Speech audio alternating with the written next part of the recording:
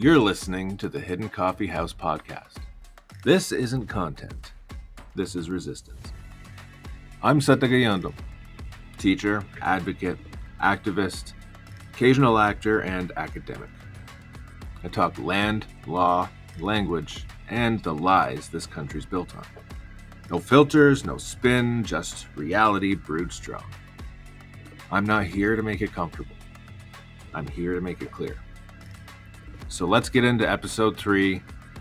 We were the red tape. Canada keeps asking the same question. What's in the way? What's slowing down growth? What's stopping development from moving forward? And somehow, the answer is always us. Indigenous people. Red tape. Irony's in the name. That's the phrase they use. Red tape. They say it like they're talking about policy or paperwork. But what they're really talking about is people. Us. The ones who are still here, still saying no, still standing in the way of a machine we never built. They claim they want reconciliation. They say they believe in decolonization. But the moment we assert anything, land, language, law, our right to say no, suddenly we're the problem. Suddenly we're the barrier, the burden, the delay. This episode is going to tear that phrase wide open because red tape isn't neutral. It's just bureaucracy. It's a slur in disguise. It's how they criminalize resistance while pretending to be objective. And I know that because I became it.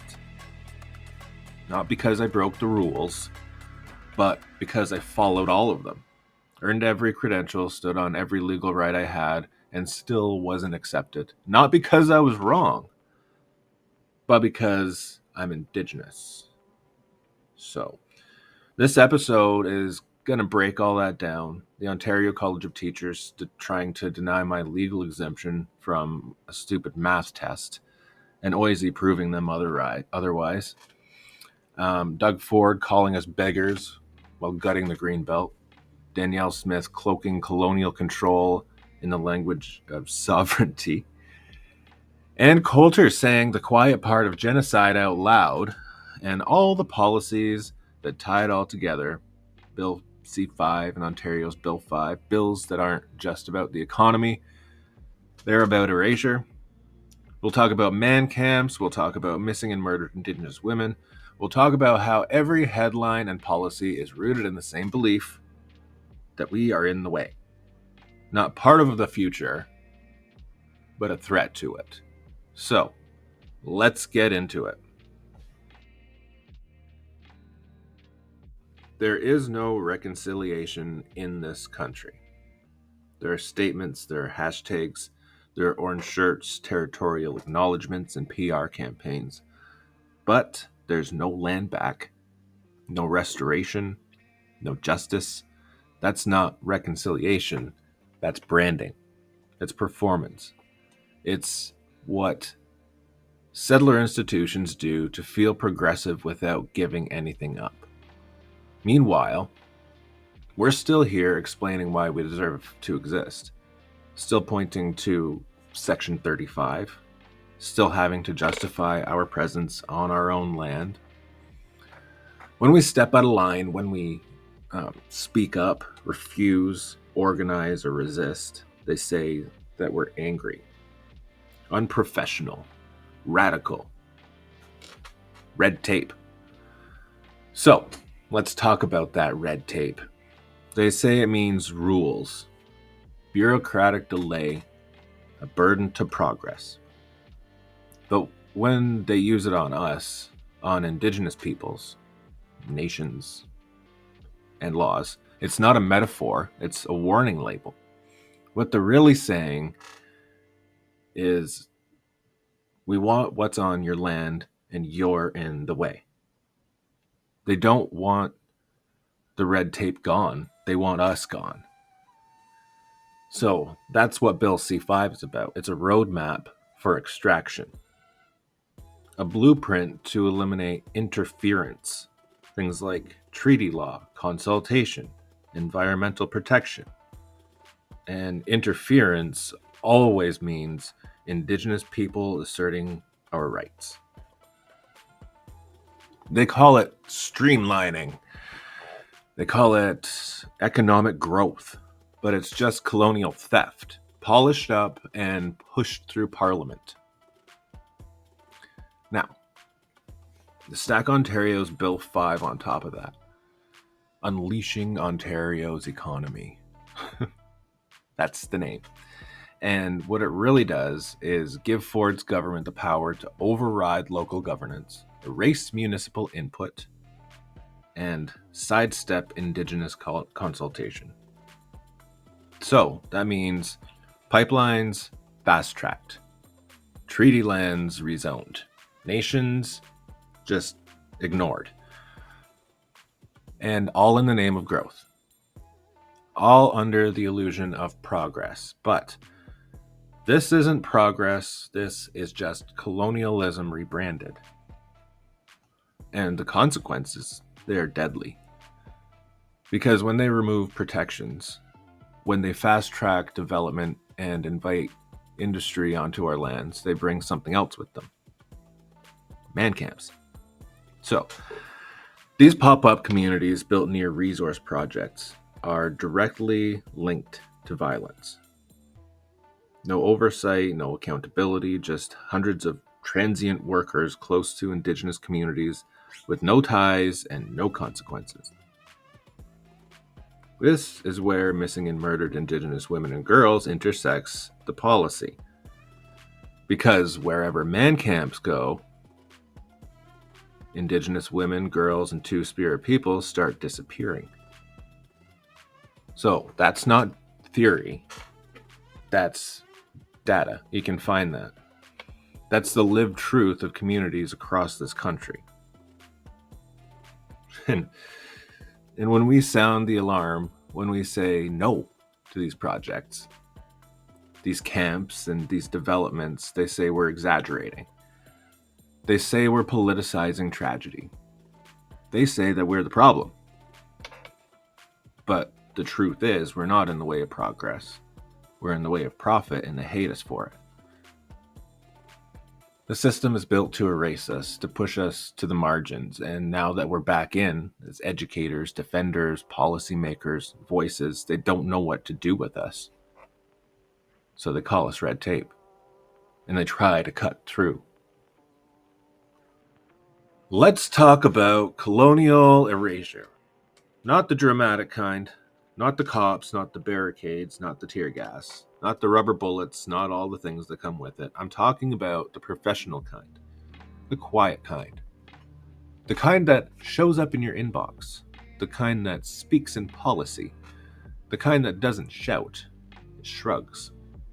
Because what happened to me, what I'm about to walk you through, isn't a mistake. It's how the system works. I earned my Bachelor of Education from Queen's University through ITEP, the Indigenous Teacher Education Program, but it is a Bachelor of Education. No subtitle that says Indigenous, but somehow to them it wasn't enough, even though I also have a diploma in Ganyogeha from Trent University, which is a 2-year program, which is John Hadongwawana. So, I teach at a First Nation controlled school, one grounded in community, language, and land, a place that understands nationhood because it lives it. Not a colonial outpost, a sovereign education center. Not a supply gig, not a temporary contract. This is a full-time permanent position. The ministry's own policy is clear that teachers of native languages are exempt from the math proficiency test. That's not vague. That's the rule, and I followed it. My employer submitted verification. We gave them documentation. I filled everything out for OCT that they needed, but the Ontario College of Teachers, the regulatory body that governs teacher certification, told me no. We're reviewing. Not, we need more time. They said, no, you don't qualify. And the reason that they have was additional standards. So it is clear with the diploma that I hold, I'm qualified to teach grades 9 to 12 with this diploma. So it is a teachable. And the reason that they had was additional standards. Standards that no one else could cite, standards that don't align with the ministry, standards that appear when convenient and disappear when challenged. Because this isn't about clarity, it's about control. And then here is where it gets worse.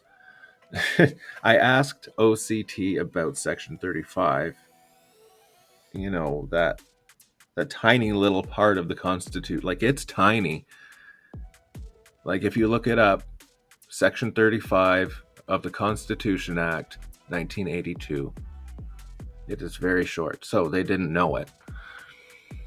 A building full of educators, a professional licensing body, and I had to explain Section 35 of the Constitution Act, 1982, to the person on the phone. I had to walk them through what they should already know, the law that they're bound by, and the framework that protects the very existence of the communities they supposedly serve. They had to Google the rights I was invoking, and still, after that, still no. So let's be honest. That wasn't about a misunderstanding. That's about denial. Because if they admit those rights are real, if they acknowledge that Section 35 applies, then they can't use their arbitrary standards to block Indigenous educators anymore. They can't use credentialing as a gate. They can't hide behind "we're just following procedure." They can't keep pretending the law isn't already on our side.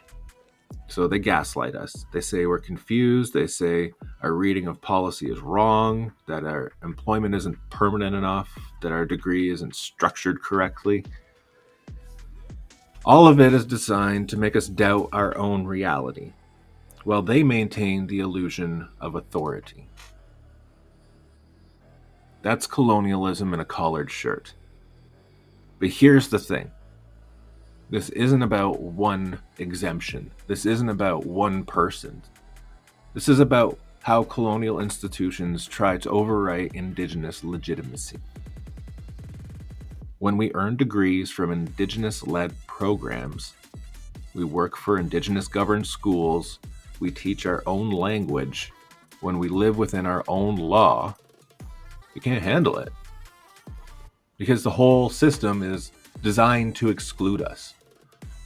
And when that exclusion starts to crack, they reinforce it with standards. But whose standards? Standards rooted in what? Designed by whom? Not by us, not for us, not in accordance with the law. This is credentialing as a weapon. Credentialing used to erase Indigenous nationhood while pretending to uphold quality. But quality here is just code for conformity. They don't want strong Indigenous educators. They want safe ones. They want ones who teach like settlers, who don't want to change curriculum, who stay quiet about treaties, who follow rules that were never meant to include Indigenous people in the first place. And when we don't fit that mold, when we walk in fully credentialed, fully proficient, fully grounded in land and law, we become a threat. So they deny, they delay, and they discredit. And that's what happened to me. But when I applied to OISE, the same degree, same transcript, same documentation, they looked, they assessed, they said, "You're qualified. Welcome to the program." No runaround, no invented barriers, no moving goalposts, just respect. OISE did what the OCT refused to do. They followed the law. They recognized my BEd. They acknowledged my standing. They saw my diploma. They didn't have to rewrite the rules halfway through the process. And that matters. That contrast matters, because One institution acted like a gatekeeper, the other acted like a professional body should. OISE didn't do me a favor, they did their job, and they did it without erasing me. And that, in this system, is rare enough to be worth naming. This was the bare minimum, and yet OCT could not meet it. Instead, they turned my legal exemption into a debate. They turned my full-time job into a question mark. They turned my credentials into a negotiation. They did it under the guise of professional standards. But what they're really doing was policing identity. They're regulating indigeneity, deciding who gets to represent Indigenous knowledge and who doesn't. This is the same colonial logic that's always been used to disappear us. Not by erasing our existence outright, but by filtering it through systems that demand we conform in order to be seen. And when we won't conform, if we won't just address our dress, our language, our pedagogy, our presence, they say we're unqualified, uncertifiable, and unacceptable.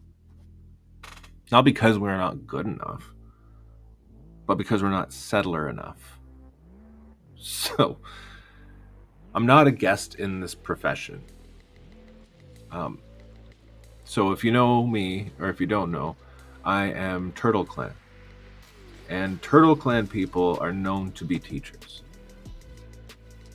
So, I don't have just the degree, I have the inherent right.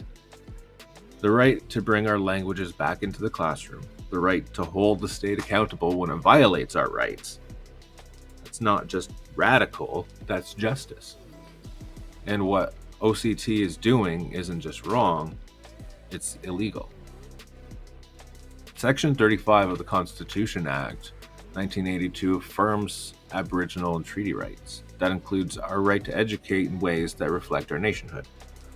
It includes the right to have our programs, our institutions, our governance respected, not just tolerated. When a regulatory body uses its own internal policies to deny what the Constitution affirms, it's not maintaining standards, it's violating the law. It's actively obstructing Indigenous teachers from doing what we're already qualified and legally entitled to do. That is colonial violence, and it wears a name badge. So, if you've been wondering how colonialism survives in the modern world, if you've been looking for the mechanics of oppression, here it is.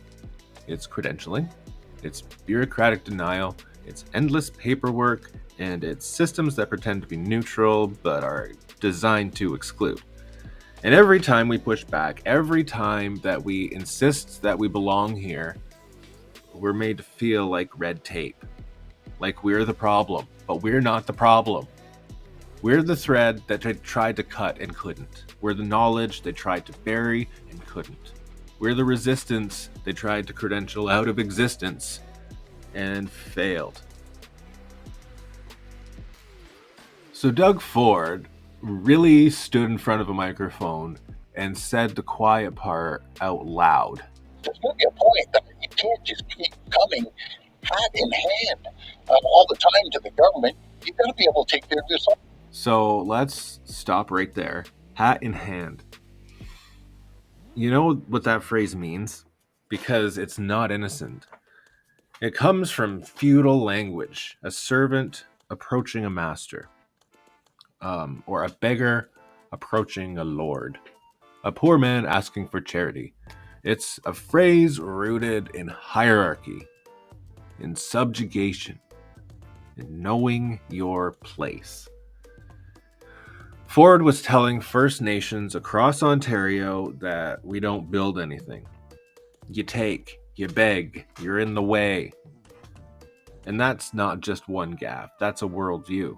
One that runs straight through his policies, from Bill 5 to land theft to the privatization of public services. It's why he bulldozes ahead with mining projects without proper consultation. Why he guts environmental protections that safeguard watersheds across treaty land. Why the Greenbelt, which he swore was sacred, suddenly became open season for developers with the right political donation. And every time people push back, when nations assert their rights, when communities resist extraction, he doubles down on the message. You're lazy, you're in the way, you're lucky we let you exist. Work harder, be grateful, hat in hand. That's not reconciliation. That is white supremacy with a construction permit. And Ford isn't alone. Let's look west. In Alberta, Danielle Smith leads a government actively working to dismantle Indigenous rights by calling it sovereignty. She claims to defend a provincial authority against federal overreach, but underneath, there is a darker motive, one that threatens openly the legal standing of First Nations and Métis communities across that province. Because what does sovereignty mean in that context? Does it mean shared jurisdiction? No. It doesn't mean respect for treaty law. It means taking power back from nations who are here first. It means undermining environmental laws, overriding constitutional protocols, blocking any federal laws, especially those protecting Indigenous rights that get in the way, like of oil, gas, or of any private profits. First Nations aren't staying quiet either. It's about material harm. When a province claims it has unilateral power and that treaties are optional, people die. Land is poisoned, water is sold, women disappear. And then we zoom out further and look at the climate we're in. While we're fighting to protect our languages, our children, our territories, you got people like Ann Coulter in the United States saying that they should have killed more Indians, and those were her actual words. So, we didn't kill enough Indians. We should have killed more Indians. That's genocide. That's advocacy for extermination. And it was delivered casually with a smirk, basically. Like, it was with confidence, clearly. And people defended her. So, when a white woman with a massive platform says she wishes more of us were dead, that's not a fringe opinion. This is a mainstream echo of centuries of policy, practice, and law. And that violence doesn't stop at the US border. Coulter's words made her way into the subconscious of this country too. But it was already there in hiring decisions and classroom expectations, and how police approach our youth, and how government views Indigenous presence on land as a problem to solve. These ideas cross borders. So do the policies that they create. When Ford says we come hat in hand, when Smith says she's defending sovereignty by ignoring treaties, and when Coulter says she regrets our survival, it's all the same logic. It's that we shouldn't exist. And if we do, we shouldn't speak. And if we speak, we shouldn't resist. And if we resist, we're called radical, entitled, illegal, or red tape. But here's the truth. We are the legal foundation of this country. We are the only ones who have honored the agreements. We're the ones who keep showing up despite being erased in every census, policy, and curriculum. And we're still here. And that's why I say reconciliation is a verb. Not because it's not a statement.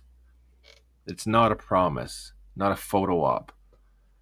It's action. It's return. It's repair. It's not enough to say we acknowledge the land. You have to return the land. Not enough to say we support Indigenous education. You have to fund it, recognize it, and trust it. Not enough to say we're committed to truth. You have to stop lying. Same with decolonization. That word gets thrown around like confetti in academic circles. It shows up in slide decks and mission statements, but ask somebody what it actually looks like, what it means in policy, in practice, and you'll get silence. Because the real answer is scary. Decolonization means dismantling power. It means giving things up. It means confronting the truth that this country's prosperity was built on stolen land, stolen lives, and that repair isn't convenient or profitable or easy. But it is necessary. And it starts with recognizing that the violence is still happening. It's not in the past, it's right now. When Coulter says we should be dead. When Ford says we beg too much. When Smith says treaties don't matter. When bills C5 and 5 sweep us off the books to make room for capital. And that's not history. That's present. And if you're listening, trying to understand what to do with all this, here's what I want you to do. Don't be shocked by Coulter's words. Don't shake your head at Ford's ignorance. Don't just nod along when I say reconciliation is a verb. Do something. Ask who has the power in your institution. Ask who's missing from the decision-making table. And ask where the land came from and where the profits go. Support Indigenous-led education. Fund language revitalization, and not just through charity, but through budget lines. Make room. Treat our languages with the same legal respect that they deserve, and then get out of the way. Because we're not waiting for permission anymore. Not from politicians, not from credentialing bodies, not from colonial institutions built on our bones. We're speaking, we're moving, we're teaching, we're governing. We are not hat in hand. We are standing in law. And if they can't handle that, that's their problem, not ours. Okay, so we call this the Hidden Coffee House Podcast, so it's time to roast. And let me be clear, this isn't about my feelings. This is about the structure, the machinery, the crown-backed credentialing complex that dares to call itself professional regulation. So let's start with the Ontario College of Teachers, a building full of people who claim to understand pedagogy, governance, equity, the law, and yet somehow they had to Google Section 35 of the Constitution while I was on the phone with them. Section 35, the part of the Constitution that protects Aboriginal treaty rights, the part that forms the very legal backbone of my nation's relationship to this country, and they didn't know what it was. I asked them directly when they were denying my exemption from the math proficiency test when my position qualifies under the minister's own criteria. Provided a letter, referenced the law, I explained in a calm, professional term that their refusal wasn't just a mistake. It was a violation of Indigenous rights. It was a colonial interference masquerading as neutral policy. Their answer? We have our own standards. Their own standards. As if the ministry doesn't matter. As if the Constitution doesn't matter. As if treaty obligations, inherent rights, and First Nations governance are just side notes to be waved away when inconvenient. And here's the deeper burn. It's not just about me. This is a system, a gatekeeping machine that exists to tell Indigenous educators you don't belong here. You don't speak the language of legitimacy. You don't meet the standards because we invent the standards. This is how you erase people without technically banning them. You raise the hoops, you move the goalposts, you flood the river, and then ask why they can't swim. So let's go even further. Let's talk about how colonial credentialing functions as a weapon. You take a qualified Indigenous teacher, someone who speaks the language, teaches the culture, holds a Bachelor of Education, holds a diploma in their language, has years of experience, is legally exempt under provincial guidelines, has community and formal recognition, and you say, sorry, not good enough. You hold them hostage to a standardized math test that has nothing to do with teaching language, culture, land, or literacy. You override First Nations governance, you reject community authority, and then you say, we're just following protocol. Well, so did the Nazis. And so did the people taking kids away to residential schools. You know what else was policy and protocol? The 60s scoop was. You know what else was policy and protocol? Segregation. You know what else was policy and protocol?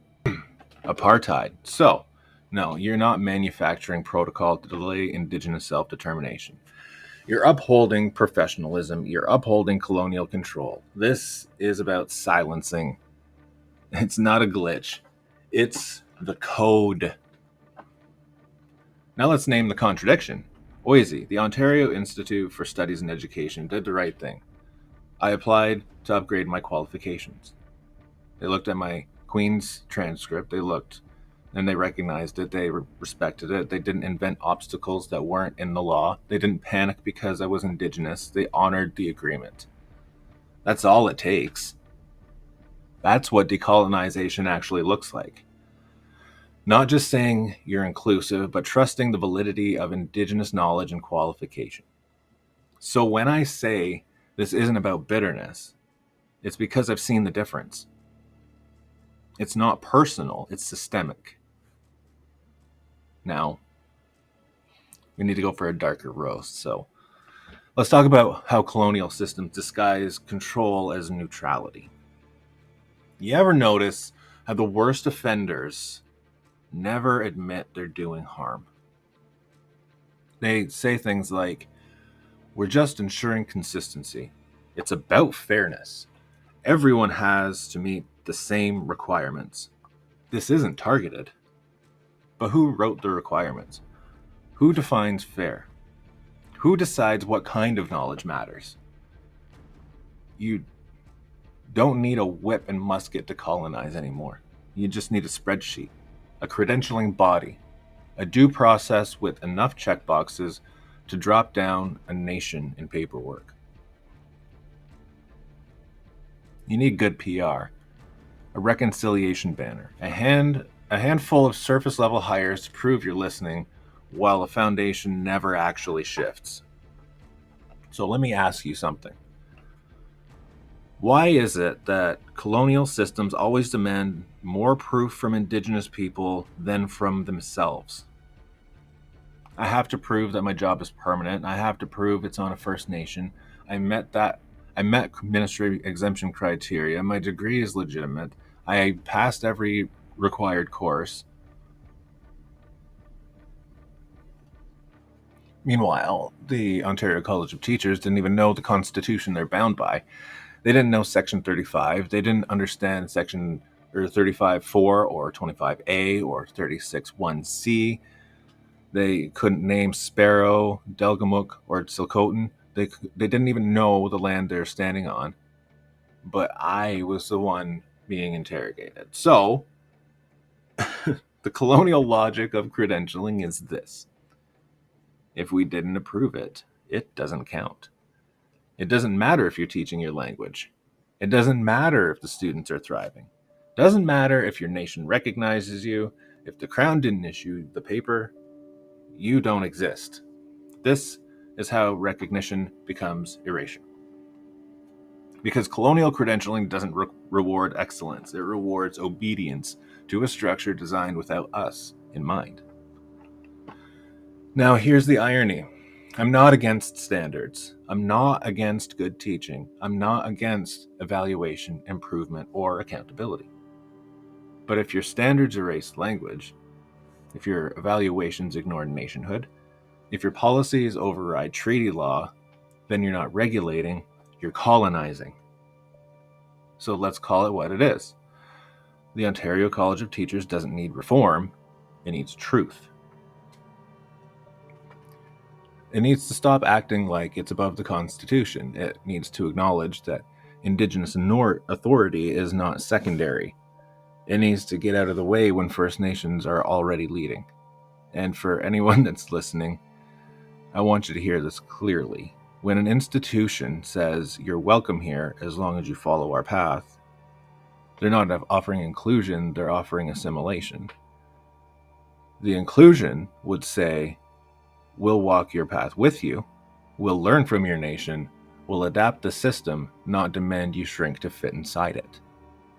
Because we've spent enough time shrinking. We've spent enough time being the red tape. We've spent enough time proving ourselves to people who never learned our names or how to pronounce our territories.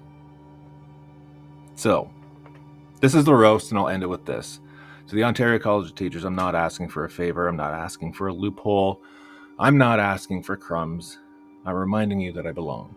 By law, by nationhood, by treaty, and by the standards of any good educator. And if that makes me dangerous to your system, then maybe it's the system that needs fixing. And now it's time for some steep thoughts. They called us red tape, the obstacle, the ones who slow down progress. But what they never understood is that was the point. We were never meant to speed up their machine. We're the resistance to it. We're the ones drawing the line in the sand saying, no further. And now they want to steepen the benefits of our erasure. But we're the tea. And the longer we steep, the stronger we get. Darker, bolder, and sharper. We're not here with a hat in hand. We're here with law in our bones. We are the binding thread they thought they'd cut but didn't. We are the spine holding up every word they tried to bury.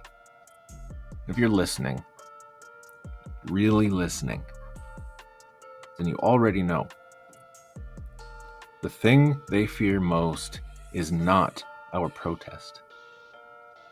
It's our presence, our knowledge, and our return. This has been the Hidden Coffee House podcast. Not content, resistance. I'm Seth Dagayondo, teacher, advocate, activist, occasional actor, and academic. I talk land, I talk law, I talk language, and I name the lies this country's built on. Filters, no spin, just truth, brewed strong. Until next time, remember what they fear most, not our resistance, but our return. Nyawa.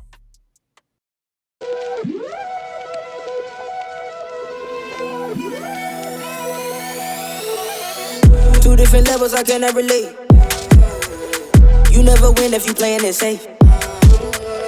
It's all a game until you get played. You speaking so loud with nothing to say.